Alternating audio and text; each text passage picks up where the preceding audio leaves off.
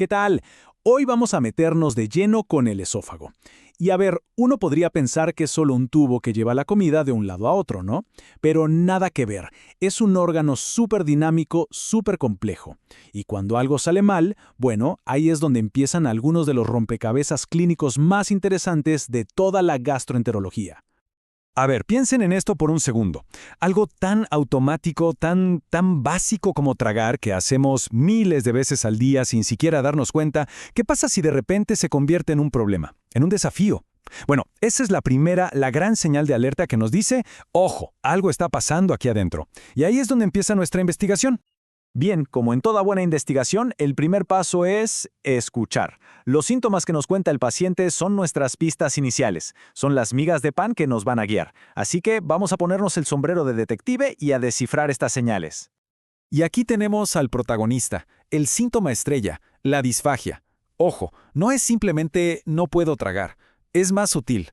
Es esa sensación de que la comida no baja, se atora, no pasa como debería. Esta es nuestra primera gran pista. Nos grita que el sistema de transporte, ese mecanismo increíble que mueve la comida hacia el estómago, está fallando.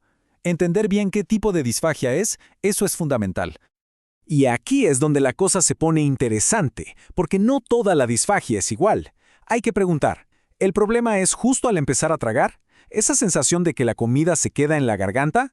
Bueno, eso es una disfagia orofaringia y nos hace pensar en problemas más neurológicos o de los músculos de la faringe. Pero, ¿y si la sensación es que la comida baja un poco y se atasca en el pecho? Eso es disfagia esofágica, y ahí ya sospechamos de una obstrucción o un problema en el movimiento del esófago mismo. Como ven, donde siente el problema el paciente lo cambia todo. Claro que la disfagia casi nunca anda sola. Es como si viniera con su pandilla de síntomas. Por un lado tenemos la pirosis, esa acidez, ese fuego que sube. También la odinofagia, que no es lo mismo que disfagia, esto es dolor al tragar. Luego está la regurgitación y hasta un dolor en el pecho que a veces, cuidado, puede confundirse con un problema del corazón. Cada uno de estos síntomas es una pieza más que tenemos que encajar en nuestro rompecabezas. Muy bien, ya tenemos las pistas que nos dio el paciente, ahora es momento de sacar la artillería pesada. Vamos a abrir nuestro kit de herramientas diagnósticas para ir a ver con nuestros propios ojos, bueno, con los ojos de la tecnología, qué es lo que de verdad está pasando ahí adentro. Y nuestro arsenal es bastante completo, Primero, la endoscopía, para echar un vistazo directo. Después, la manometría, para medir cómo se mueve, qué tanta fuerza tiene. La pH-metría, que es como un detector de ácido. Y los estudios con bario, para ver la forma y cómo funciona todo en tiempo real. Cada prueba está diseñada para responder una pregunta muy específica. Hablemos de la endoscopía. Imaginen que es literalmente una cámara que metemos para espiar. Con ella vemos la mucosa, buscamos si está inflamada, si hay úlceras, si algo está estrechando el paso. Pero lo más importante de todo, nos permite tomar una pequeña muestra, una biopsia, y eso es clave para confirmar o descartar algo tan serio como un cáncer. Ok, pero ¿y si en la endoscopía no se ve nada raro? Si sospechamos que el problema no es lo que se ve, sino cómo funciona, ahí entra la manometría. Piénsenlo así. Es como ponerle al esófago a hacer ejercicio y medir su rendimiento. Mide las presiones, la coordinación de las ondas que empujan la comida, es la prueba reina.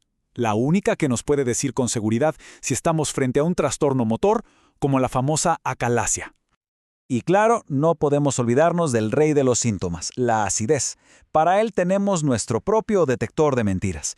O bueno, de ácido, la pH-metría.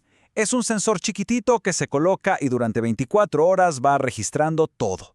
Cuántas veces sube el ácido, cuánto tiempo se queda ahí, coincide con cuando el paciente siente los síntomas. Es el estándar de oro, la prueba definitiva para diagnosticar la enfermedad por reflujo. Perfecto, ya tenemos las pistas y las herramientas. Ahora toca identificar a los sospechosos habituales. Y la verdad es que en el mundo de las enfermedades del esófago, la lista de los más buscados casi siempre se reduce a dos grandes grupos: los problemas de reflujo y los problemas de movimiento, o sea, los trastornos motores. Empecemos con el reflujo, la famosa ERG. La lógica es súper sencilla. Imaginen una puerta entre el esófago y el estómago. Es el esfínter esofágico inferior. En el reflujo, esta puerta falla, se queda abierta o se abre cuando no debe. El resultado, el ácido del estómago, que es súper corrosivo, se escapa hacia arriba. irrita toda la mucosa del esófago y ¡zas!, aparece esa sensación de quemazón. La pirosis. Básicamente es una puerta que no cierra bien. Ahora, vámonos al extremo opuesto, la acalasia. Si el reflujo era una puerta que no cerraba, la acalasia es una puerta que no abre. El mismo esfínter, en lugar de relajarse para dejar pasar la comida, se queda contraído, tenso. La comida llega, se acumula, presiona, pero la puerta al estómago sigue cerrada. Es un problema de una válvula que está demasiado apretada. Y claro, esto causa una disfagia terrible. Y con el tiempo, el esófago se va dilatando. Y luego está este otro personaje, el espasmo esofágico difuso. Aquí el problema ya no es la puerta, sino las paredes del pasillo, o sea, el cuerpo del esófago. En vez de esas ondas suaves y coordinadas que empujan la comida hacia abajo, de repente hay contracciones por todos lados, al mismo tiempo, súper fuertes, caóticas, un desastre. Es literalmente como si al esófago le diera un calambre. Y duele muchísimo, interrumpe el paso de la comida y puede dar un dolor de pecho muy fuerte. Bueno, ahora vamos a cambiar un poco de tema y a ponernos un poco más serios. Vamos a hablar de los casos más graves y también de algunas curiosidades diagnósticas, porque es fundamental saber reconocer las banderas rojas, esas señales que nos obligan a pensar en lo peor, como el cáncer, y también conocer esas otras enfermedades que son más raras, pero que existen. Y aquí va una regla de oro. Si tenemos un paciente, sobre todo si es mayor, con una disfagia que va a peor, que primero era con sólidos y aún es hasta con líquidos, eso es una bandera roja gigante. La primera sospecha tiene que ser cáncer de esófago, y hay que actuar rápido. La endoscopia con biopsia es indispensable. Y si se confirma, el siguiente paso es saber qué tan avanzado está, lo que llamamos la estadificación. Para entender esto, piensen en la pared del esófago como si tuviera varias capas, como una cebolla. La estadificación, sobre todo el factor T de tumor, nos dice cuántas de esas capas ha invadido el cáncer. Un T1 es superficial, apenas en la primera capa. Un T2 ya llegó al músculo. Un T3 ya atravesó casi toda la pared. Y como se imaginarán, entre más profundo llegue, peor es el pronóstico y más agresivo tiene que ser el tratamiento. Y ahora, una de esas curiosidades que les decía, el divertículo de Zenker. Imaginen que en la parte de arriba del esófago se forma como un saquito, una bolsita hacia afuera. ¿Qué pasa? Pues que la comida, en lugar de bajar, se mete en esa bolsa. Y claro, el paciente después de un rato regurgita comida sin digerir, de hace horas. Y esto también causa un mal aliento muy característico. Es una cosa súper peculiar.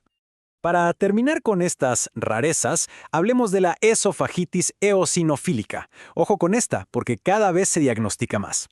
Aquí la inflamación del esófago no es por ácido, es por una alergia. El culpable es una reacción alérgica a ciertos alimentos. El perfil clásico es un paciente joven con antecedentes de asma, rinitis, alergias, que se queja de que la comida, especialmente la carne o el pan, se le atora de vez en cuando. Entonces, ¿con qué nos quedamos después de todo este viaje? Pues con una idea principal. Detrás de un síntoma tan simple en apariencia como me cuesta tragar, se esconde un universo de posibilidades.